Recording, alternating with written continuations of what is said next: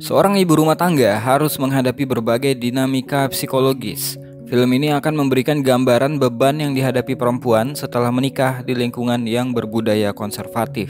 Film ini mungkin relate dengan kondisi ibu-ibu muda zaman sekarang. Film Korea ini judulnya adalah Kim Ji Young Born 1982. Semoga film ini bisa diambil pelajarannya. Langsung aja kita masuk ke alur ceritanya.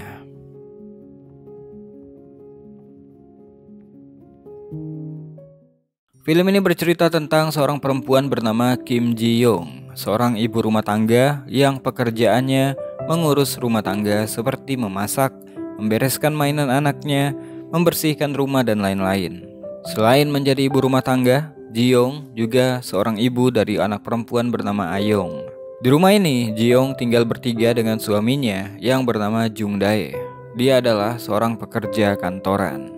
Ketika makan malam, Jung Dae menanyakan kabar Ji Young yang tampaknya kelelahan dalam mengurus rumah tangga. Bahkan tangannya sampai sakit walaupun di rumah mereka punya fasilitas seperti mesin cuci dan peralatan elektronik yang memudahkan mengerjakan pekerjaan rumah. Jung Dae mengajak Ji Young untuk pergi berlibur saat tahun baru tanpa berkunjung ke rumah ibunya. Namun, Ji Young mengatakan jika mereka nggak pergi ke Busan, pasti yang disalahkan adalah Ji Young, bukannya Jung Dae. 명절에 우리 여행 갈래? 우리 집도 내 집도 가지 말고 아니면 집에서 좀 쉬던가. 그때는 1년에 두세 번이면 되는데. 그리고 안 가면 말은 누가 들어? 아들 뭐라 하시겠어? Singkatnya, liburan tahun baru mereka bertiga pun pergi ke Busan untuk menemui ibu mertuanya. Jung Dae menyarankan membeli makanan di luar daripada memasak. Namun karena mereka 1 tahun sekali datang berkunjung, ibu mertua ini ingin memasak untuk mereka, tentunya dibantu oleh menantunya, yaitu Ji Young. Ketika itu, Jung Dae ingin membantu mencuci piring kotor yang banyak. Namun Ji Young segera melarangnya, karena dia khawatir nanti ibu mertuanya berpikir kalau di rumah mereka, Jung Dae yang mengerjakan pekerjaan rumah. Karena tipikal orang tua zaman dulu, para lelaki nggak pantas mengerjakan pekerjaan perempuan. Ketika lagi enak-enak tidur, Ji Young mendengarkan suara mertuanya yang lagi bekerja di dapur. Terpaksa dia pun bangun dari tidurnya untuk membantu mertuanya, padahal itu masih jam 3 pagi. Sebelum bekerja, ibu mertua memberikan hadiah untuk Ji Young. Ternyata itu adalah sebuah celemek, hadiah gratis yang dia dapatkan dari bank. Mendapatkan celemek itu, Ji Young pun berkata kalau dia senang karena motifnya bunga yang cantik. Mereka berdua pun bekerja sampai pagi hari. Namun Ji Young gak berhenti bekerja. Ketika orang tua Jung Dae santai, Ji Young harus memotong buah. Ketika selesai makan, dia harus mencuci piring kotor. Hingga di sore hari, Jung Dae mengatakan kalau dia udah mengepak barang-barang, mereka pun siap untuk pergi. Namun sayangnya, adiknya Jung Dae bersama suaminya pun datang. Ji Young pun tahu kalau mereka gak bisa langsung pulang. Semua keluarga bercengkerama di ruang keluarga. Ji Young masih aja harus bekerja di dapur. Yang buat Ji Young sakit hati adalah ibu mertuanya melarang putrinya yang baru datang untuk bekerja membantu Ji Young karena dia tahu anaknya udah capek kerja di rumah mertuanya. Ibu mertua pun kemudian menyuruh Ji Young membawa hidangan penutup. Setelahnya, baru Ji Young boleh istirahat kalau capek. 지영아, 니도 힘들면 방에 들어가 좀 쉬라. 이거 말이라. 사부인, 쉬게 해주고 싶으면 집에 좀 보내주세요. 사부인도 명절에 딸 보니 반가우시죠? 딸 오는 시간이면 제 딸도 보내주셔야죠. 자가 지금 좀 아파서 그렇다. 내가 나중에 다 설명할게. Jung Dae yang paham pun langsung membawa istrinya pulang saat itu juga. Di dalam perjalanan, Ji Young kecapean banget hingga dia tertidur. Ketika malam hari, mereka pun sampai di rumahnya Misuk, ibunya Ji Young. Namun sampai di sana, Ji Young yang kelelahan langsung tidur dan beristirahat. Sedangkan Jung Dae dan Ayong berkumpul bersama keluarganya Ji Young di ruang keluarga. Namun nyatanya, Ji Young gak bisa beristirahat dengan nyaman. Karena berada di kamar lamanya, dia jadi teringat dengan masa kecilnya dulu. Ketika dia hidup bersama neneknya, ibunya, dan juga 2 saudaranya. Ji Young pun setelahnya pergi keluar dan bertanya kenapa semua orang ada di rumah. Apakah ini lagi liburan? Tentu aja semua orang menganggapnya bercanda. Singkatnya, ketika udah pulang ke rumah, Ji Young pun mengeluh kalau menjelang malam hari dia selalu hilang fokus dan sering mengingat masa lalu. Dia juga susah mengingat sesuatu. Mendengarkan hal itu, Jung Dae berpikir istrinya mengalami depresi pasca melahirkan. Jadi dia pun menyuruh Ji-young pergi ke psikiater untuk berkonsultasi dengan dokter, walaupun Ji-young merasa baik-baik saja. Setiap pagi setelah mengerjakan pekerjaan rumah, Ji-young pasti jalan-jalan membawa Ayong sekalian refreshing. Namun ada aja orang-orang random yang berkomentar dan membuatnya jadi nggak nyaman.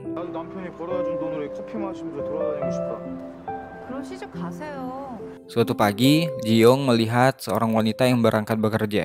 Seketika dia pun langsung teringat dengan masa lalunya. Sebelum menikah, Ji-young memang pernah menjadi wanita karir di sebuah kantor periklanan. Dia punya teman kerja bernama Hye-soo. Saat itu di kantor lagi membahas tentang anggota tim baru yang dibentuk. Namun sayang, Ji-young gak termasuk di dalamnya. Mereka pun menggosipkan pimpinan mereka yang bernama Direktur Kim, yang merupakan seorang perempuan berkeluarga namun bisa memimpin perusahaan ini dengan baik. Sosok Direktur Kim menginspirasi Ji-young untuk menjadi wanita hebat. Siang itu setelah Ji-young dipanggil oleh Direktur Kim di kantornya, Ji-young menyempatkan diri untuk bertanya, kalau kerjaannya bagus, kenapa Ji-young gak pernah dimasukkan ke dalam tim yang baru dibentuk? Direktur Kim pun mengatakan kalau perempuan biasanya akan menikah dan cuti melahirkan. Jadinya itu gak akan baik untuk tim yang bersifat jangka panjang. Ji-young pun mengatakan dia kagum dengan sosok Direktur Kim dan dia juga akan berusaha seperti Direktur Kim walaupun nanti dia menikah dan punya anak. Namun itu cerita dulu, saat ini Ji-young menjadi full-time ibu rumah tangga. Suatu hari, Hye-soo, rekan kerjanya dulu mengunjungi Ji-young di rumahnya. Hye-soo pun menceritakan kalau Direktur Kim berhenti dari perusahaan dan berniat mendirikan perusahaan yang baru. Sementara Hye-soo dipromosikan naik jabatan. Ji-young pun iri mendengarkan kabar itu. Hye-soo pun menyarankan Ji-young untuk menghubungi Direktur Kim. Namun Ji-young tahu kalau saat ini dia nggak bisa bekerja bahkan untuk paruh waktu sekalipun. Sementara itu di tempat kerjanya, Jung Dae mencoba mencari tahu di internet apa yang dialami oleh Ji-young berdasarkan gejala-gejala yang dia sebutkan tadi pagi. Ketika istirahat makan siang pun, Jung Dae menceritakan kalau istri temannya seperti mengalami depresi dan sering melihat gambaran-gambaran dari masa lalunya. Temannya pun memberikan saran kalau istri udah mengalami depresi, baiknya dibawa ke rumah sakit karena jika dibiarkan khawatirnya dia akan menjadi psycho atau seperti wanita gila. Tentu aja temannya bercanda, tapi Jung Dae jadi ambil hati dengan omongan temannya itu. Malam hari ketika di rumah, Jung Dae memperhatikan Ji-young yang lagi kerja ngurusin rumah. Jung Dae pun menyarankan Ji-young untuk pergi olahraga ke gym. Namun mendengarkan hal itu, Ji-young malah meminta Jung Dae untuk mengizinkannya bekerja paruh waktu di pagi hari. Namun Jung Dae melarang, bahkan memarahi Ji-young. Malam hari ketika tidur di sofa, Jung Dae terbangun karena Ji-young minum bir di dapur. Jung Dae pikir istrinya marah, namun Ji-young gak seperti biasa. Ji-young secara belak-belakan mengatakan kalau dia sangat menderita. Walau dia lemah, tapi tubuhnya butuh ketenangan.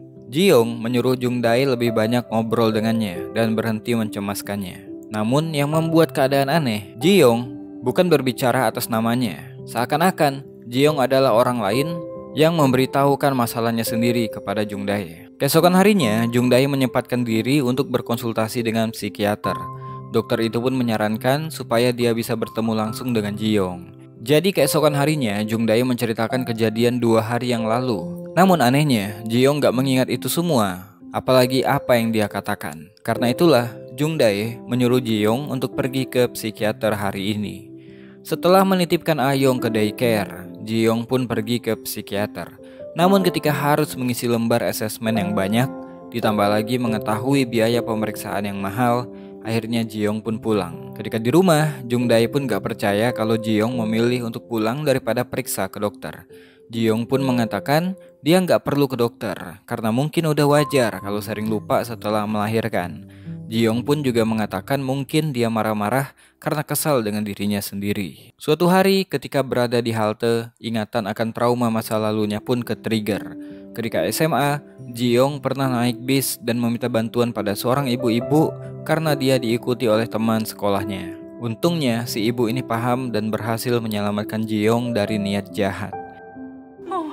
많이 놀랬죠? 괜찮아요. Dalam perjalanan ke rumah, ayahnya menyuruh Ji-young untuk pindah sekolah saja. Selain itu, sang ayah malah menyalahkan Ji-young karena pakaiannya yang pendek dan melarang Ji-young untuk senyum kepada anak cowok. Padahal Ji-young gak pernah ada niat untuk menggoda.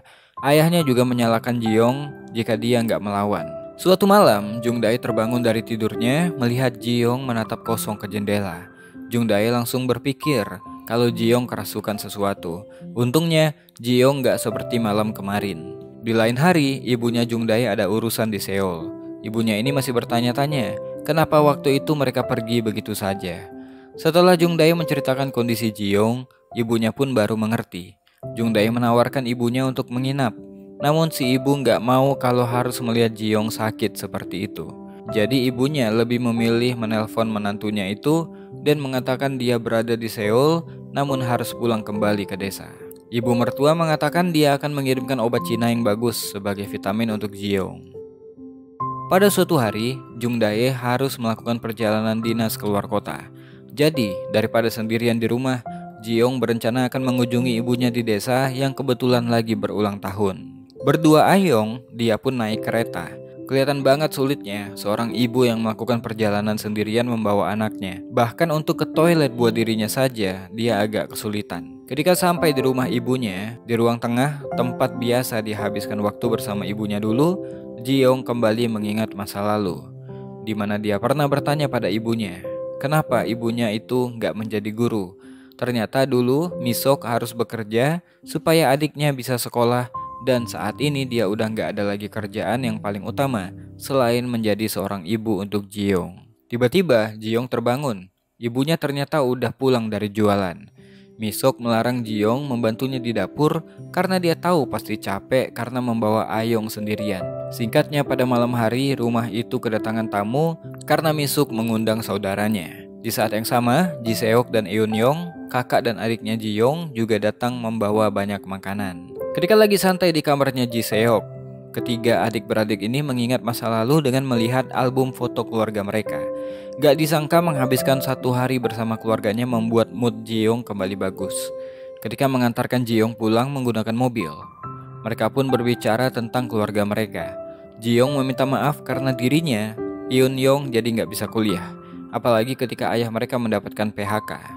Lagi asik ngobrol, Ji-young mendapatkan pesan, dan itu membuatnya senang banget. Ternyata itu adalah pesan dari Direktur Kim yang mengajaknya untuk bertemu. Dalam pertemuannya, Ji-young ditawari pekerjaan di perusahaan barunya. Awalnya Ji-young ragu bisa bekerja kembali. Namun setelah dipikir-pikir, dia pun menerima tawaran tersebut. Ketika Jungdae pulang ke rumah, dia melihat banyak balon di ruang tengah. Dia pun dikabari kalau Ji-young diterima kembali bekerja. Namun ekspektasi Ji-young gak seperti yang dia pikirkan. Jungdae sebenarnya agak berat hati membiarkan istrinya bekerja kembali. Namun dia berusaha menerima jikalau itu membuat istrinya kembali bahagia. Di kantor, ketika melihat foto keluarga di meja kerjanya, Jungdae kembali mengingat gimana dulu ketika mereka baru menikah. Jungdae sempat memohon pada Ji-young untuk cepat-cepat punya anak. Bahkan dia berjanji untuk membantu mengurus anak mereka. Langsung pulang ketika selesai bekerja dan gak nongkrong dengan temannya lagi. Bersamaan dengan itu, dia pun melihat teman kantornya yang baru selesai cuti dengan membawa anaknya. Jungdae jadi paham gimana repotnya seorang ibu yang juga menjadi pekerja. Sementara itu, Ji-young yang akan bekerja akan mempersiapkan babysitter buat Ayong. Ji-young pun mulai bekerja, namun memulai perusahaan baru tentunya nggak semudah yang dibayangkan. Bahkan website promosi yang perusahaannya pasang nggak ada pengunjung sama sekali. Ketika di rumah, Jungdae mengatakan rencananya. Dia akan mengambil cuti setahun supaya Ji-young bisa fokus ke pekerjaannya. Jungdae jadi punya banyak waktu untuk membaca buku dan belajar lagi. Mendengarkan hal itu, tentu aja di mata Ji-young, suaminya itu makin terlihat ganteng. Namun pada suatu hari, ketika obat Cina yang dikirim sampai di rumah, Ji-young pun menelpon mertuanya untuk berterima kasih. Dia mengatakan dengan vitamin ini, dia akan menjadi semangat bekerja. Mendengarkan Ji-young yang bekerja lagi, dia malah dimarahi dan disebut gila oleh mertuanya itu. Ji-young pun dianggap menghancurkan karir Jungdae di kantor. Apalagi Jungdae jadi harus cuti karena hal tersebut. Ketika telepon dimatikan, Ji-young langsung shock, gak tahu harus ngapain. Untuk menghilangkan stresnya itu, dia alihkan dengan mengerjakan pekerjaan rumah. Namun perasaan sedih memang gak bisa ditutupi, air mata pun jatuh saat itu juga. Ibu mertua pun mencoba menelpon besannya untuk melaporkan Ji-young yang udah bekerja lagi. Mi-sok membela anaknya karena Ji-young memang dididik untuk menjadi wanita pekerja dan udah terbiasa bekerja selagi muda. Namun ibu mertua menceritakan tentang penyakit Ji-young dan kejadian ketika libur tahun baru kemarin. Seketika Mi-suk pun kaget mengetahuinya. Malam itu juga, Mi-suk menyuruh Ji-seok menutup toko karena dia ingin mengunjungi anaknya malam itu juga. Ketika sampai di apartemen, Ji-young terlihat sedih banget. Pas banget malam itu ibunya datang karena Ji-young butuh support dari ibunya. Sebelum Mi-suk pergi, Ji-young lagi-lagi meracau dan berbicara seperti bukan dirinya. Seakan-akan alam bawah sadarnya yang berbicara. Seakan-akan itu adalah luapan perasaannya yang mungkin gak bisa dia katakan. Mendengarkan hal tersebut, Mi-suk pun menangis. Bahkan dia bertanya pada Jung-dae, kenapa Ji-young bisa jadi seperti ini. Malam itu baik Ji-seok dan Eun-yong khawatir melihat ibu mereka yang sakit sepulang dari melihat Ji-young. Ketika si bapak pulang membawa obat untuk Ji-seok, Mi-suk pun keluar dan marah pada suaminya. Menurut Mi-suk, si bapak kurang memperhatikan anak perempuannya, bahkan saat Ji-young sakit seperti sekarang. Suatu siang, Ji-young mengobrol dengan Hye-so. Karena nggak ada tempat untuk menitipkan Ayong, dia mungkin nggak bisa bekerja. Jung-dae mau cuti, tapi ibunya melarang. Hye-so mengatakan itu nggak adil, karena menurutnya, Ji-young juga perlu waktu sendiri, membaca buku, jalan di keramaian.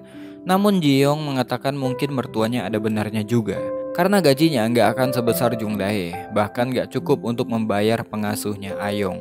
Jadi malam itu, Ji-young mengabarkan pada Jung-dae bahwa dia akan berhenti bekerja karena sikonnya nggak mendukung. Jung-dae menyuruh istrinya untuk pikir-pikir lagi. Namun supportnya malah disalahartikan. Jung-dae menyuruh istrinya tenang dan mengabari kalau Ji-young lagi sakit. Makanya dia perlu ke psikiater. Jung-dae mengatakan, kadang-kadang Ji-young menjadi orang lain ketika lagi berbicara. Mendengarkan hal itu, tentu aja Ji-young kaget. Jung-dae kemudian memperlihatkan video yang sempat dia rekam. Melihat hal itu, Ji-young pun menangis. Dia pun berlapang dada untuk meminta saran terbaik dari suaminya. Jung-dae di sisi lain juga menyalahkan dirinya sendiri. Dia takut istrinya sakit karena menikah dengannya atau karena dirinya yang menjadi suami yang gak bisa diandalkan. Suatu hari, Mi-suk menyuruh Ji-seok mengantarkan makanan untuk Ji-young. Ketika sampai di rumah Ji-young, Ji-seok juga memberikan sebuah hadiah untuk adiknya itu. Pulpen mahal yang dia punya karena dulu Ji-young pernah bercita-cita ingin menjadi penulis. Setelah pembicaraan intens dengan Jung-dae malam itu, Ji-young mulai menemui psikiater untuk menjalankan sesi terapi. Ji-young pun bercerita dia menyukai kehidupan rumah tangga, namun dia merasa terkurung. Ketika mencari jalan keluar, tapi harus kembali lagi. Dia merasa berada di balik dinding. Namun lama-kelamaan dirinya pun mengerti bahwa dia hanya terperangkap di dalam dirinya sendiri. Di sela-sela waktu, Ji-young juga mendatangi perusahaan Direktur Kim yang sukses berdiri. Sayangnya, Ji-young harus mengatakan kalau dia nggak bisa bekerja karena lagi perawatan ke psikiater. Dia khawatir kalau lagi rapat, dia malah berbicara yang nggak perlu. Apalagi pekerjaannya perlu meeting dan perjalanan yang sering. Mendengarkan hal itu, Direktur Kim pun mengerti. Di rumahnya, ketika ada waktu luang, Ji-young menyempatkan diri untuk menulis kembali. Sebuah impian yang pernah dia ingin capai dulu, yaitu menjadi penulis. Pada suatu hari ketika lagi mengantri di coffee shop, Ji-young mendengarkan ada orang yang berkomentar tentang keadaan kafe yang dipenuhi ibu-ibu membawa anak kecil yang berisik. Ketika giliran Ji-young, Ayong yang lagi cerewet membuat Ji-young kesulitan memegang pesanan hingga pesanannya pun jatuh. Orang yang tadi pun berkomentar dan mengatakan kalau Ji-young adalah seorang ibu yang ceroboh. 진짜 민폐다 민폐. 집에서 내려 먹지. 정말 마음 충. 야 들어. 저를 아세요? 네? 제가 왜 벌레냐고요. 나랑 마주친 게 겨우 10분도 될까 말까인데 저에 대해서 뭘 한다고 함부로 말씀하세요? 뭐래 이 아줌마가. 우리끼리 한 말 가지고 왜 시비해요? 당신들끼리 한 말이면 들리지 않게 해주세요. 왜 다른 사람 상처 주려고 애쓰는 건데요? Setelah dari sana, dia pun menceritakan kejadian tadi pada dokternya. Melawan orang-orang seperti tadi membuatnya nggak senang, tapi juga nggak membuat stres. Namun dia sadar, sekali-sekali dia harus memberikan pelajaran. Singkatnya, musim demi musim berlalu, kehidupan Ji-young pun mulai berjalan normal, tekanan demi tekanan mulai terlepas. Bertahun-tahun berlalu, Ayong udah masuk SD, sedangkan Ji-young berhasil menjadi penulis. Tulisan pendeknya berhasil diterbitkan menjadi sebuah buku. Film pun selesai. Dari film ini kita belajar bahwa seorang ibu rumah tangga di era milenial saat ini tentunya akan terpapar emosi negatif hasil dari kebosanan akan rutinitas sehari-hari, tekanan lingkungan, dan kerinduan akan kebebasan. Me time itu harus, gak apa-apa bersikap egois sebentar saja untuk mental yang lebih sehat. Karena menjadi bahagia itu penting, karena keluarga yang bahagia bersumber dari seorang ibu yang bahagia. Mungkin itu aja buat video kali ini, saya Besa Putra. To be continue, jangan bosan jadi suami yang baik.